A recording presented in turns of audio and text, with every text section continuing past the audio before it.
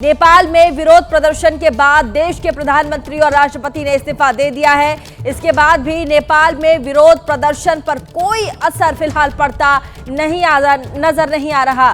नेपाल में देर रात तक हजारों प्रदर्शनकारी सड़कों पर जमे रहे, सड़कें जाम की और सरकारी इमारतों में घुसकर आग के हवाले सरकारी इमारतों को कर दिया।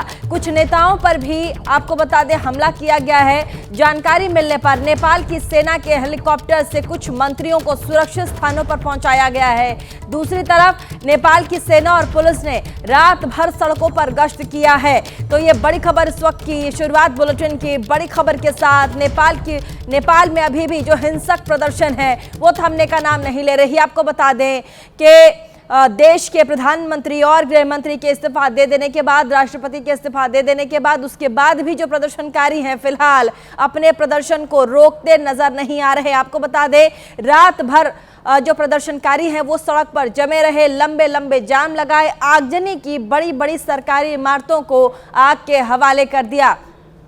तस्वीर आपको दिखा रहे हैं, 3 तस्वीरें इस वक्त आप देखिए और तीनों ही तस्वीरें ये देखिए देर रात नेपाल की आई हैं, जिसमें सड़कों पर कैसे युवा जो जेनजी हैं वो कैसे प्रदर्शन करते सड़क पर नजर आ रहे हैं। साथ ही दूसरी तस्वीर देखिए, सरकारी इमारत है, इसे नेपाल का भव्य दरबार कहा जाता था। कैसे रात भर धूं करके ये जो दरबार है, शाही दरबार है, वो जलता रहा और सड़क पर देखिए गश्त करती नेपाली सेना ताकि किसी तरीके से इन्हें कंट्रोल किया जाए और आगजनी करने से रोका जाए। इसलिए सेना भी रात भर गश्त करती नजर आई।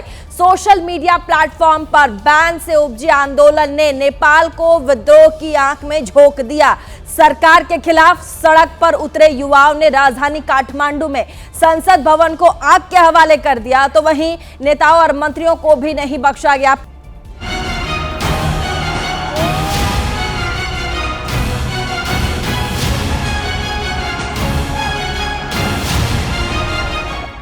आग की लपटों में घिरा संसद भवन,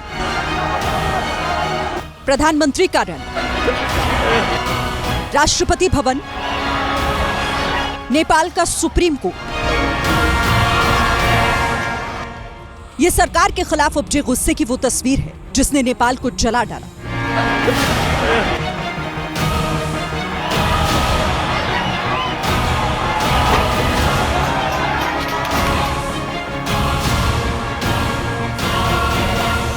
सोमवार को जब प्रदर्शनकारी सड़क पर उतरे तो किसी को इस बात का अंदाजा नहीं था कि अगले 24 घंटे में हालात बद से बदतर हो जाएंगे।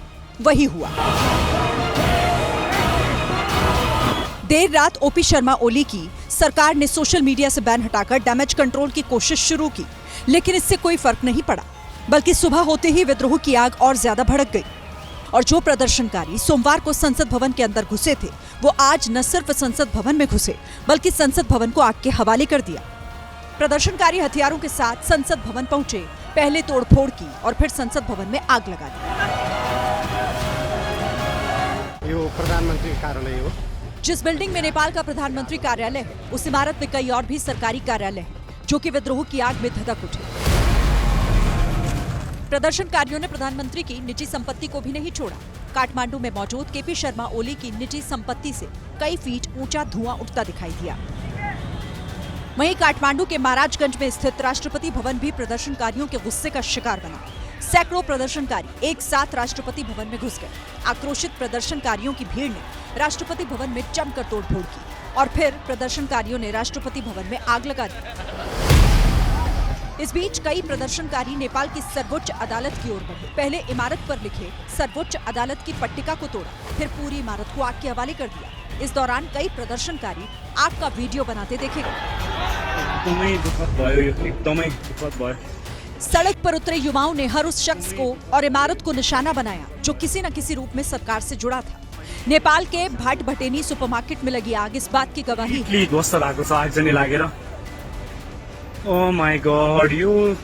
दरअसल भाट भटेनी सुपरमार्केट मन बहादुर गुरंग का है, जो कि सत्ताधारी नेपाल कम्युनिस्ट पार्टी को चंदा देने वालों में से एक रहे हैं। माना जा रहा है कि इसीलिए प्रदर्शनकारियों का गुस्सा उनके सुपरमार्केट पर फूटा। इधर देर शाम और निजी इमारत प्रदर्शनकारियों के गुस्से का शिकार बनी। आक्रोशित भीड़ ने नेपाल के सबसे बड़े मीडिया हाउस की इमारत को आग के हवाले कर दिया। सामने आई तस्वीरों में बिल्डिंग का ऊपरी हिस्सा आग की लपटों में घिरा दिखाई दिया। यहाँ से कांतिपुर समाचार और काठमांडू पोस्ट का संचालन होता था। इधर प्रदर्शनकारियों ने नेपाल टेलीकॉम के कॉर्पोरेट ऑफिस में भी आग लगा दी, जिसके बाद बिल्डिंग से कई फीट ऊंचा धुआं उठता दिखाई दिया।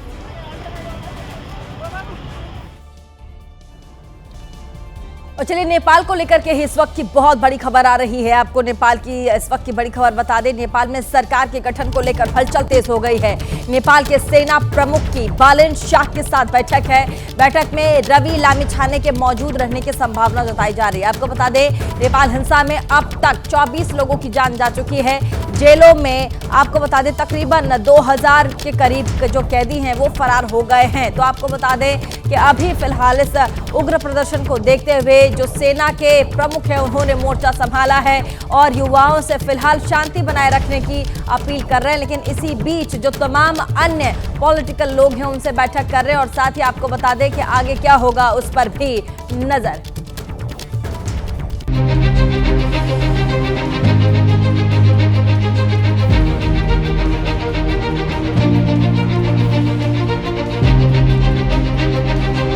दोपहर बाद प्रदर्शनकारी पूर्व प्रधानमंत्री शेर बहादुर देउबा के आलीशान मकान में घुसे।